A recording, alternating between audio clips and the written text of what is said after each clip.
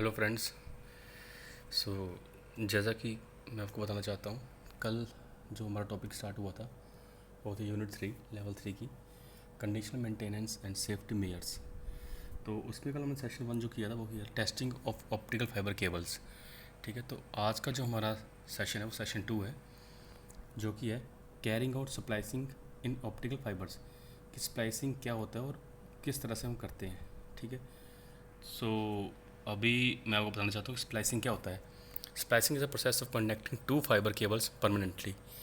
Means कोई दो fibre cable है, ठीक है, अगर वो कहीं टूट गए हैं या हमें उन्हें कहीं ज्वाइंट करवाना है तो उन्हें जोड़ने के लिए जो प्रोसेस किया जाता है उसे स्प्लाइसिंग कहा जाता है।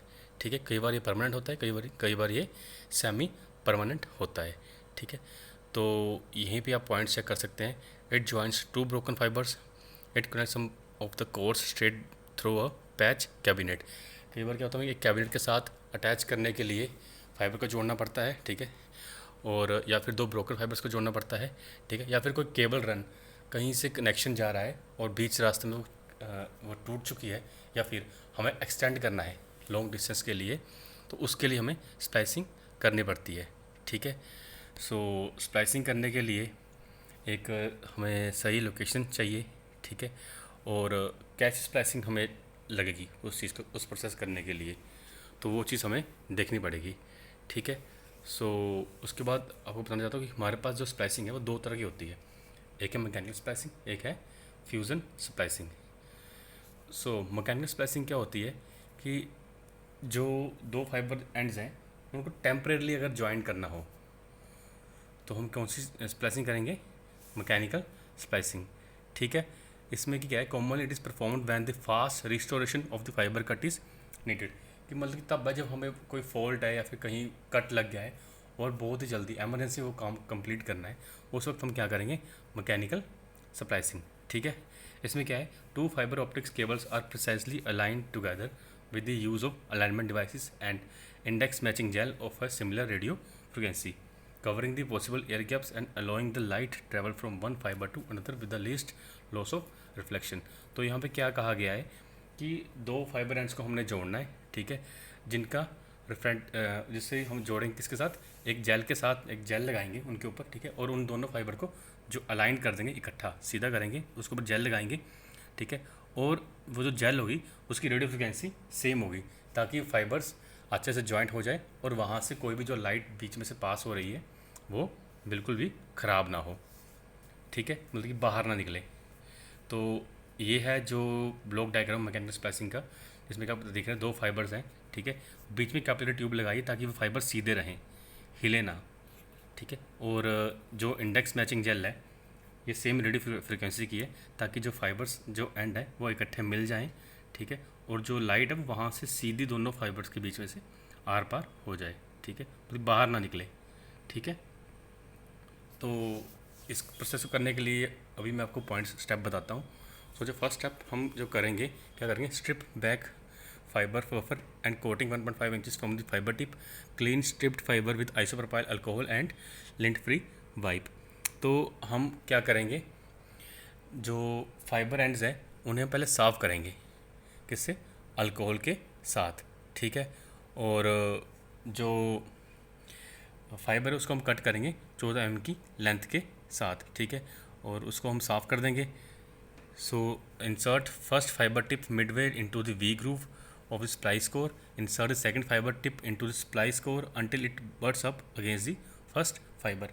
मतलब कि जो यहाँ पे आप देख रहे हैं जो कैपिलरी ट्यूब है इसके अंदर हम इंसर्ट करेंगे।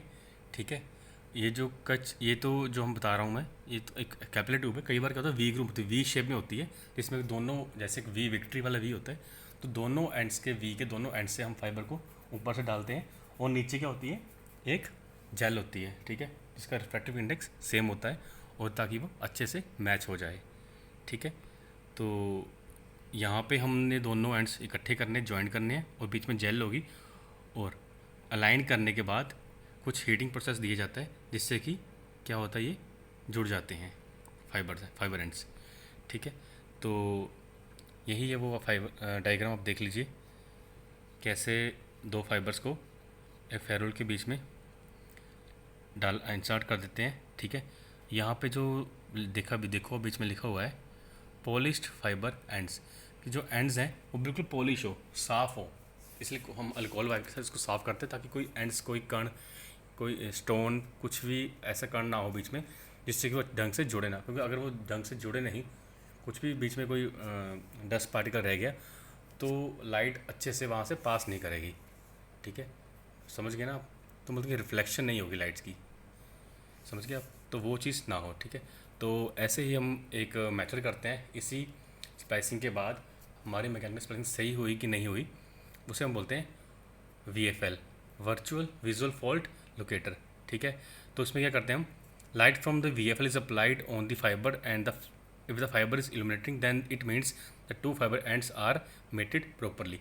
हम क्या करते हैं, दो फाइबर एंड्स हैं, एक एंड से हम लाइट को पास करवाते हैं, और अगर दोनों एंड्स इल्यूमिनेट कर रहे हैं, मतलब लाइट जग रही है, तो इसका मतलब क्या है कि टोटल इंटरनल रिफ्लेक्शन हो रही है, और जो बीच में जो हमने फाइबर ज्वाइंट किया, जो वहाँ पे ज्वाइंट लगा है, वो ज्वाइंट हमारा प्रॉपर हो चुका है, समझ गए आप।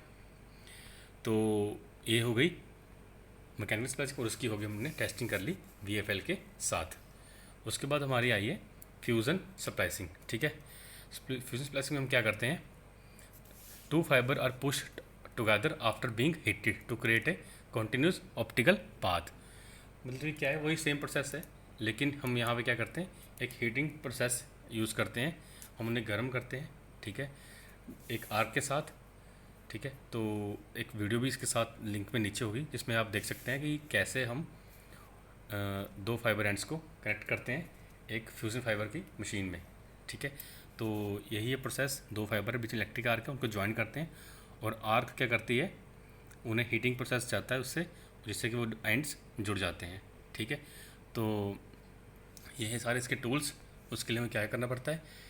और फ्यूजन स्प्लाइसिंग के लिए हमें डिटेल में आपको अभी बताया, स्टेप 1 हम क्या करेंगे, preparation of splicing. The first step in fusion splicing is to prepare the fibre by stripping the protective coating and then making the bare fibre to show, then the cleaning of the fibre is done. मतलब कि उसके ऊपर एक coating जो होती है, जो glass के बाहर एक कोटिंग होती है, पहले हम उसको निकालेंगे ताकि हमें ग्लास बिल्कुल साफ़ दिखे, क्योंकि हमने ग्लास जो है, जो मेन फाइबर होती है उसका ग्लास होता है, ठीक है, कोर, हमें कोर साफ़ दिखना चाहिए। तो अगर हमें कोर साफ़ दिख रहा है तो हम तभी उसको ज्वाइन कर सकते हैं, और इस मशीन के अंदर हम कोर ही इंसर्ट करते हैं, समझ गए आप। तो फिर हम उसको क्लीव करते हैं, फाइबर एंड्स को काटते हैं ताकि वो स्ट्रेट 90 डिग्री पे कट जाए। अगर 90 डिग्री पे कटेंगे तभी वो अच्छे से ज्वाइन कर, अगर बिल्कुल भी एंगल हल्का सा गैप होगा तो वो प्योरली एक दूसरे के साथ टच नहीं होगा। अगर वो टच नहीं हुए तो इसका मतलब क्या है कि वहाँ पे हमारा लॉस हो सकता है, ठीक है। तो अगर लॉस हो गया तो फिर आप समझ सकते हैं कि जो हमारी स्प्लाइसिंग की है, फ्यूजन स्प्लाइसिंग, वो हमारी प्रॉपर नहीं हुई है, ठीक है। और ये आप देख सकते हैं हमारी टूल किट है सारी फ्यूजन स्प्लाइसिंग की। फिर आगे हम पढ़ेंगे फ्यूज़न करने के लिए हमें दो स्टेप्स करने, पहले अलाइनमेंट। इट इज़ ऑटोमेटिक और manual procedure depending on the fibre that needs for splicing. The accurate alignment depends upon the tool quality. जैसे मशीन्स का फ़र्क है, क्योंकि मशीन्स अगर बढ़िया क्वालिटी की हुई तो वो अपने आप ही अलाइनमेंट कर लेती है, अगर बढ़िया नहीं हुई या कई बार क्या होता है हमें खुद ही अलाइन करना पड़ता है, तो उन सच केसेस में हमें फाइबर्स को बिल्कुल ध्यान से रखना पड़ता है ताकि वो इकट्ठे अलाइन हो जाएं, ताकि हमारी बाद में हीटिंग प्रोसेस हो जाए।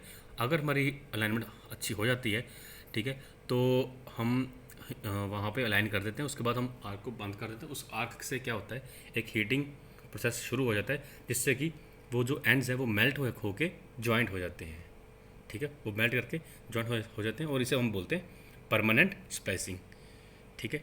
और फ्यूजन स्प्लाइसिंग आप यहाँ पे देख सकते हैं, यहाँ पे ये है इलेक्ट्रोड्स, ठीक है, जहाँ से एक हीटिंग प्रोसेस चलता है यहाँ पे, और ये जो बीच में आप फाइबर देख रहे हैं ये फाइबर है, ठीक है, ये फाइबर है। तो यहाँ पे हमने अलाइन कर दिए, यहाँ दोनों मशीन्स में डाल के, एक यहाँ पे दोनों एंड्स यहाँ पे डाल दिए, ठीक है। और यहाँ से आर्क से हीटिंग प्रोसेस हो रहा है, जिससे कि हमारे जो फाइबर है वो कुछ समय बाद हीटिंग प्रोसेस के बाद जॉइंट हो जाएंगे, ठीक है। उसके बाद क्या है, प्रोटेक्ट दी फाइबर। अब तो हमारे कोर तो हमारे जुड़ गए, लेकिन हम कोर डायरेक्ट यूज़ नहीं कर सकते ना, इसीलिए हमें ताकि वो कुछ बैंड ना हो, टूट ना जाए, उनके ऊपर एक और कोटिंग देनी पड़ती है, ठीक है, ताकि कुछ ब्रोकेज ना हो। और हमारा जो लॉस है वो 0.1 dB से नीचे ही आना चाहिए, ठीक है। तो 0.1 dB मैक्सिमम लॉस हो सकता है डेसिबल का, लेकिन उससे ज़्यादा नहीं होना चाहिए। जैसे कि आप यहाँ पे देख रहे हैं, जैसे स्प्लाइसिंग हो जाएगी तो स्प्लाइसिंग मशीन के अंदर ऐसा ये लॉस आ जाएगा। जैसे पर 0.03 डेसिबल लॉस है और ये लॉस सही है, इतना loss can be manageable. Okay बच्चों, समझ आ गया आपको?